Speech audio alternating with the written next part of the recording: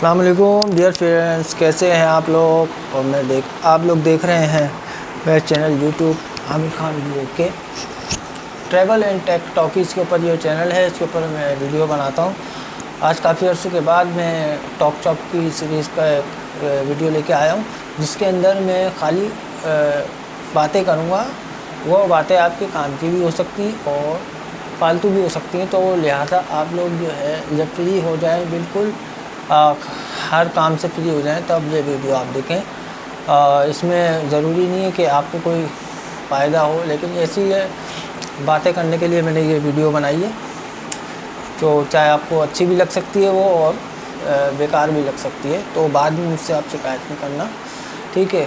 तो बात कर लेते हैं हम लोग। शुरुआत करते हैं कॉन्स्पिरेसी थ्योरी से। लोग जो है वो काफ़ी किस्म के लोग दुनिया में होते हैं, वो एक चीज़ को मानते हैं, दूसरी चीज़ को मतलब उनको कोई समझाए तो वो उसके ऊपर बजिद अड़े रहते हैं कि भाई नहीं ये सच है, जो मैं कह रहा हूँ वही सच है।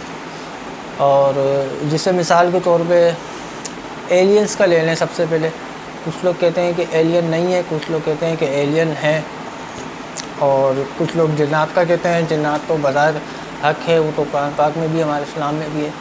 लेकिन जो लिबरल किस्म के जो मॉडर्न लोग हैं वो ये कहते हैं कि एलियंस जो हैं वो हैं, वो नज़र नहीं आते, मगर वो अपना जो है उनकी उड़न तस्तरियाँ जो है, UFO जो है वो कभी कभार अमेरिका वगैरह में नज़र आते हैं। लेकिन पाकिस्तान में ये सोचता हूँ मैं, वो पाकिस्तान में क्यों नज़र नहीं आती, ठीक है। तो सवाल ये है कि इस तरीके की बहुत सारी चीज़ें, कुछ लोग कहते हैं कि दुनिया जो है वो गोल नहीं है। पहले के लोग कहते थे, लेकिन अब तो खैर हर कोई मानता है इस बात को कि दुनिया जो है वो गोल है।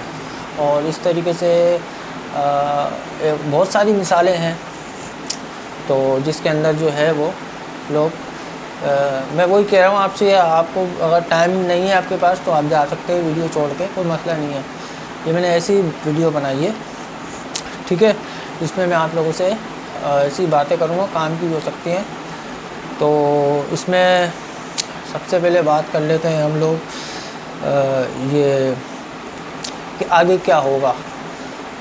आगे तो कुछ भी हो सकता है, ये तो अल्लाह पाक को पता है, ठीक है।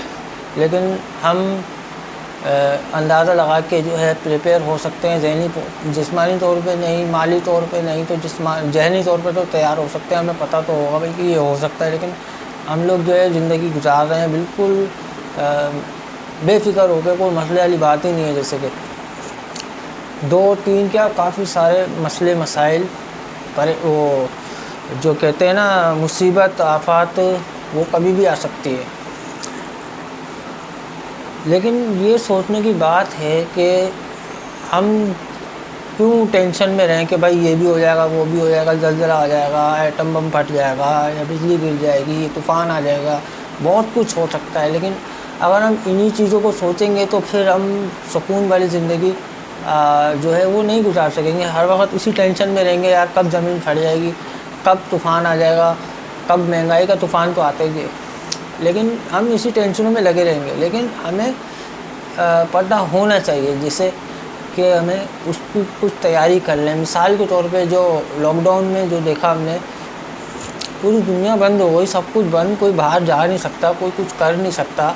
वो हमें कुछ पता ही नहीं था कि हमने पहले से पता होता तो हम इतने पैसे जमा किए होते हैं कि हम अपना ज़िंदगी का गुजारा बसारा करते। मिडिल जो तबका है उसकी बात मैं कर रहा हूँ। अमीरों को तो कोई टेंशन ही नहीं है, लॉकडाउन लगे चाहे वो जेल के अंदर जाएं, वहाँ पर भी उनको वैसी ही अय्याशियाँ मिलेंगी जो बाहर होती हैं उनके अपने घरों में, बल्कि उससे ज़्यादा उनको प्रोटोकॉल जेल में दिया जाता है। तो उनको तो कोई टेंशन। मगर जो गरीब है, जो मिडिल क्लास का है, वो क्या करेगा। वो कम से कम को पता तो हो कि भाई आगे क्या हो सकता है। आगे क्या हो सकता है, काफ़ी ज़्यादा चांसेस है। हमें डरा नहीं रहा, ये हकीकत है एटमी जंग की।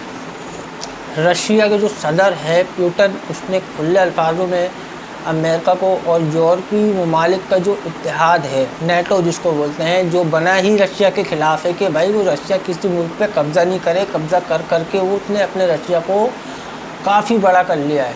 अब वो क्यों ना करे, वो दुनिया की दूसरी सबसे बड़ी फ़ौज उसके पास है।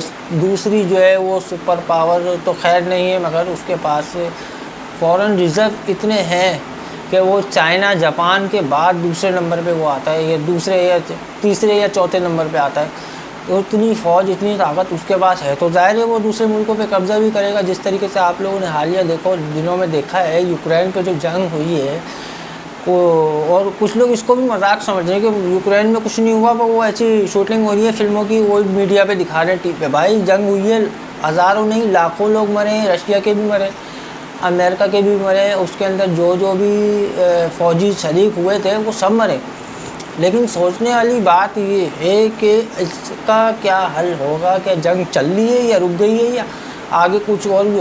भाई उसने खुलेआम बोल दिया है पुतिन ने, व्लादिमीर पुतिन उसका नाम है, कि भाई मैंने जो इलाके कब्ज़े किए हैं उस पर हमेशा के लिए मेरा कंट्रोल है, वो रशिया में शामिल हो गए हैं। अब हुआ क्या है, पिछले दिनों अक्टूबर के अंदर जो उसने 4 बड़े शहर फतह किए थे रीजन यूक्रेन के, वो यूक्रेन ने वापस ले लिए। तो अब वो मुंह दिखाने के काबिल नहीं रहा। पुतिन जो है वो मुंह छुपाता पड़ रहा है। अपने जो जनरल है, कमांडर है, उनको आगे करके कह रहा है कि भाई बताओ, हमने फौजी पीछे कर लिए, दुनिया को बताओ।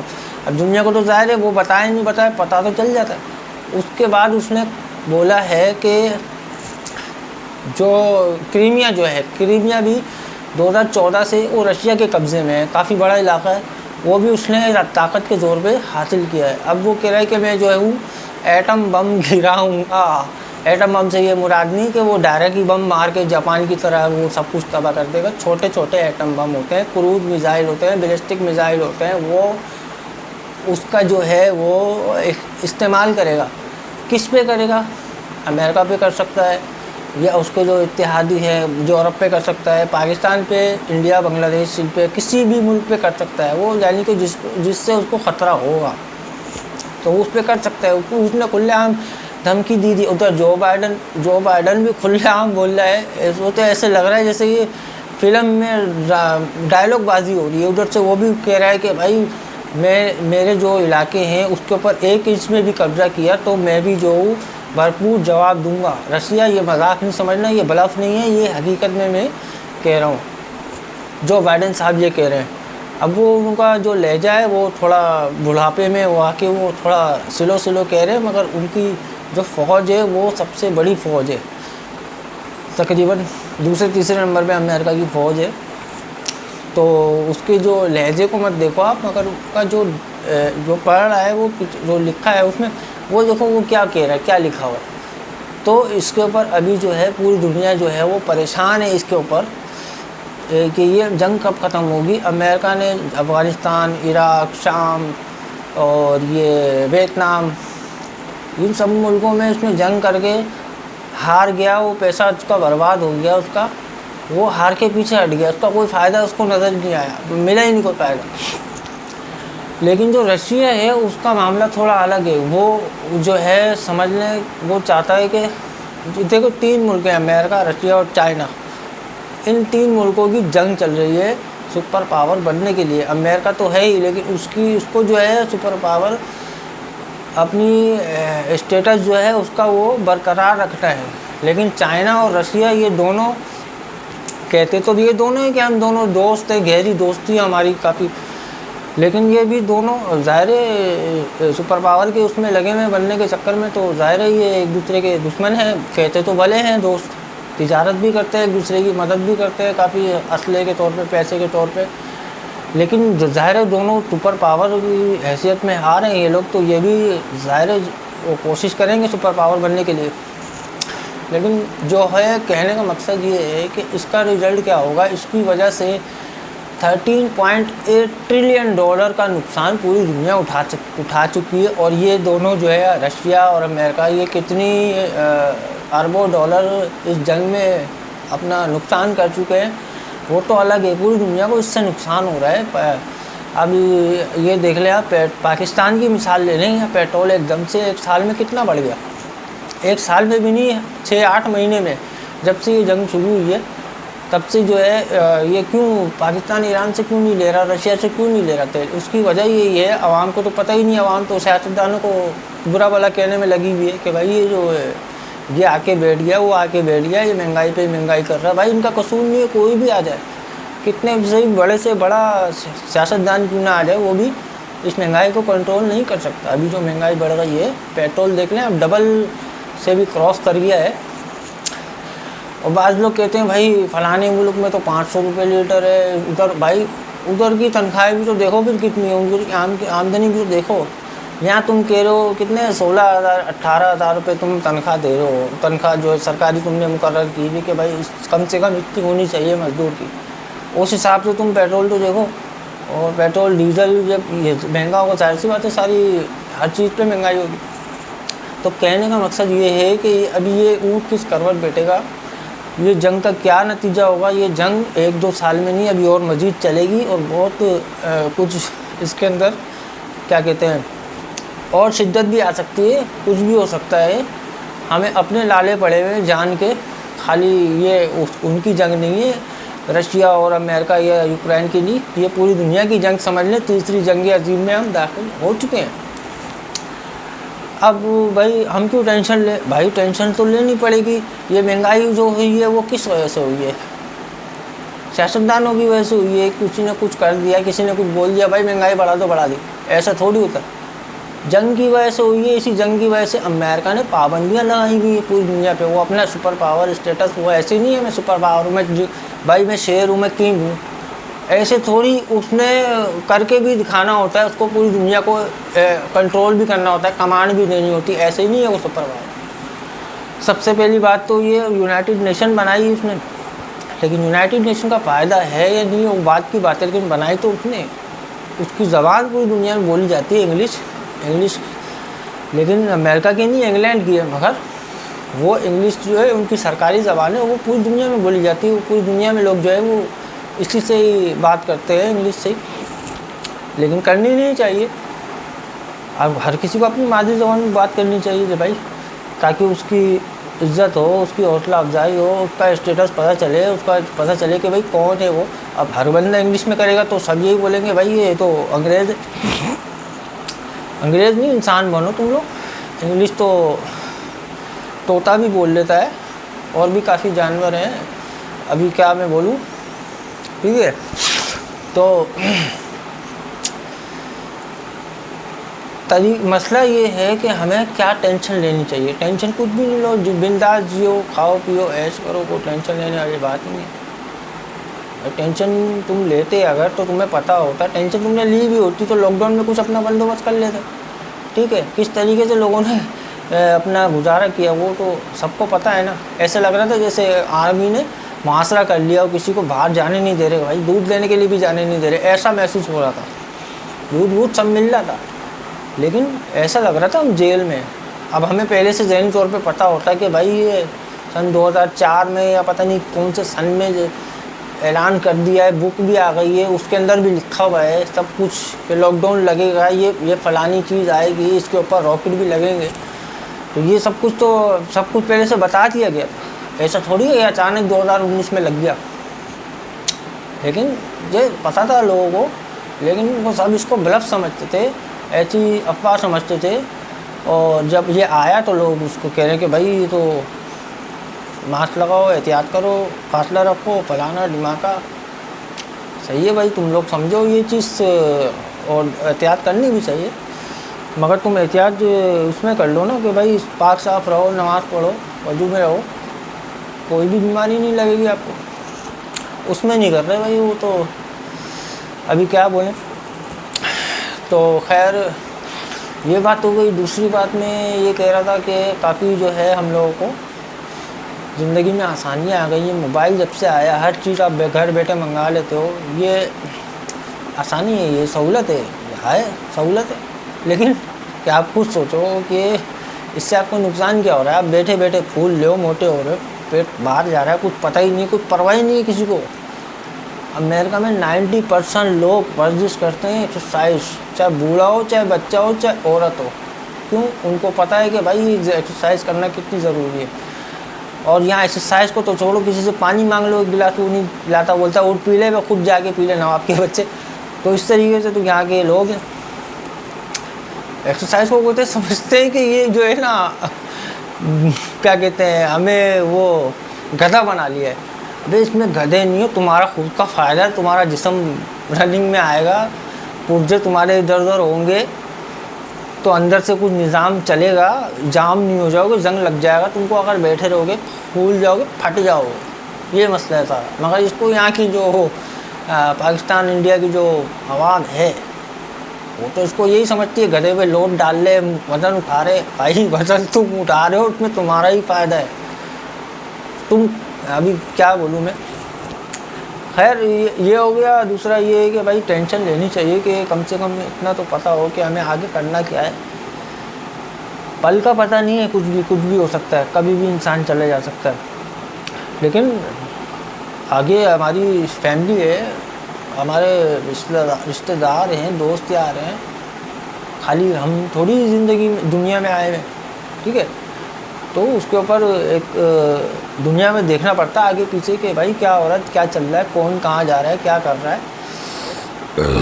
अब ये नहीं है कि उसमें लग जाओ हर किसी के, भाई तूने इतनी बड़ी गाड़ी खरीद ली है, इतना बड़ा कारोबार है, उसके ऊपर टो में लग जाओगे, भाई तूने कहाँ से लिया। अबे भाई उसको छोड़ो, तुम ये देखो तुम अपने लिए क्या कर सकते हो, अपनी बेहतरी के लिए, अपने बच्चों की बेहतरी के लिए, सबको छोड़ो, अपने लिए तुम क्या कर सकते हो बेहतर। बस नौकरी करनी है और घर बंगला बनाना है भैया टाउन में, और बस ये इंसान की सोच होती है।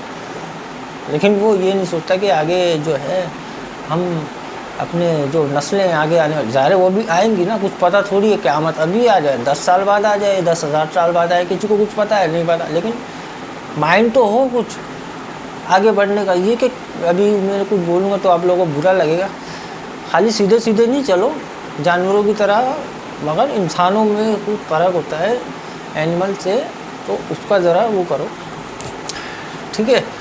जियो बिंदास जियो, जो करना है करो, आप घूमो फिरो और अपने कपड़े ये वो जो करना है करो, मगर प्रिपेयर से मुराद मेरी ये है कि आगे क्या होने वाला है। आगे ये लॉकडाउन नहीं लगेगा, मगर जो सूरत हाल जो नज़र आ रही है ना, वो मुझे ये नज़र आ रही है कि सब खुद ही बंद हो जाएंगे, बोलेंगे हमने बाहर जाना ही नहीं है। आगे ऐसी सूरत हाल होने वाली है। एक तो ये मोबाइल की वजह से लोग बोलेंगे नहीं जा रहे, भाई सब कुछ घर पे ही मिल रहा है बैठे बिठाए। जब मेटावर्स आ जाएगा तो कोई किसी को कुछ जाने की ज़रूरत ही नहीं है, मेटावर्स के अंदर ही, कमरे के अंदर ही पूरी दुनिया होगी, उसके अंदर ही सब कुछ काम हो रहे होंगे, ख़रीदारी हो रही होगी, ऑफिस के भी काम हो रहे होंगे, पढ़ाई भी हो रही होगी, घूमना फिरना भी सब कुछ आपके कमरे के अंदर ही होगा, सब चिड़ियाघर ये वो सब कुछ आपके कमरे के अंदर ही आ जाएगा। जो मेटावर्स जो ये इन्होंने बना रहे हैं फेसबुक वाले, गूगल वाले, और पता नहीं कौन कौन सी कंपनियाँ, इसमें पता नहीं कितना अरबों डॉलर रुपए लगा के उसके ऊपर लगा रही है, जो चीज़ नज़र ही नहीं आ रही। पबजी को देख लो, पबजी में लोग मार रहे होते हैं भाई, इतनी आईडी इसकी बढ़ गई है, इतने बंदों को मारा है उसने, इतने वेपन है उसके पास। भाई जब तुम मर जाते हो फिर दोबारा ज़िंदा कैसे हो जाते हो पबजी के अंदर, सोचने के लिए बात है ना। तुमने मारना है किसी को, रियल में मारो। अब ये क्या सच नकली तुम झूठ मूठ का मार रहे हो और खुशी मना रहे हो कि मैंने इतने बंदों को मार दिया, 50 में से 26 को मार दिया मैंने, बहुत बड़ा काम करा। रियल में मारो ना भाई, रियल में भी मारते हैं पबजी वाले, आपने देखा होगा, अपने ही माँ बाप को मार देते हैं। खैर ये तो उनका वो है, साइको है, देख देख के पागल हो गए, मारने लग जाते हैं वो, कोई भी सामने आ जाए, जिसको मारना है उसको कुछ भी नहीं, को कुछ कह ही नहीं रहे पता ही नहीं है कौन है वो, क्या कर रहा है उनके साथ, कुछ भी नहीं कह रहे उसको, ना मार रहे हैं ना कुछ कह रहे हैं, उसको पता ही नहीं है कुछ। फेसबुक का देख लो, फेसबुक के अंदर भी यही है, कोई भी सच नहीं बोलता, इतने सारे उसके अंदर मुल्ला मुफ्ती पता नहीं कौन कौन।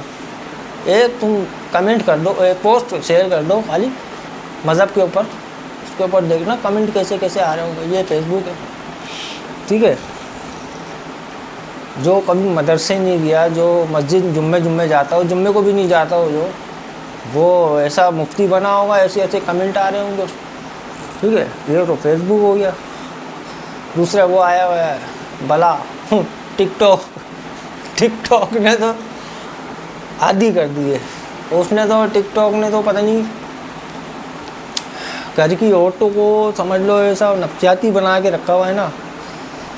खाना बना रही होगी उसकी भी वीडियो बना रही होगी, भाई तू खाना बना, उसकी वीडियो क्यों बना रही, उसमें किचन में डांस हो रहा है। खैर मैं तो देखता नहीं, मुझे नहीं पता इतना टिकटॉक में क्या होता है, वो तो पता ही होगा, सबको पता होगा नाच गाना होता है और क्या होता है।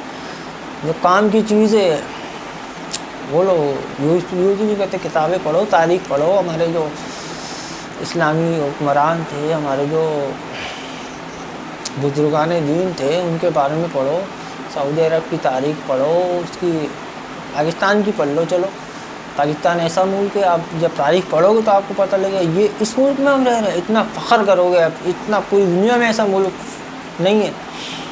जो यहाँ की जो तारीख अगर आप पढ़ लो कि भाई यहाँ पे कौन कौन से वो गुजरे हैं कमांडर वगैरह जिन्होंने अपनी जानें दी हैं, जिन्होंने महमूद गज़नवी, मोहम्मद बिन कासिम, और भी काफ़ी नाम है, ठीक है। और बाकी का तारीख तो बहुत बड़ी है, सब कुछ तो मैं नहीं बता सकता, मगर ये है कि आप फ़ख्र करोगे आप इस पाकिस्तान में रहे, ठीक है। और जहाँ तक कि ये बात है, बस यहीं समाप्त करते हैं इसको, वीडियो को। बाकी अगली वीडियो किसी मौजूद टॉपिक के ऊपर मैं बनाऊंगा, अभी तो ऐसी बना दी थी। मुझे पता है 100% किसी ने भी नहीं देखी होगी ये पूरी वीडियो, आप देख रहे हैं, आपको सलाम है दोनों हाथों से, ठीक है। मिलता है अगली वीडियो में, अल्लाह हाफ़िज़।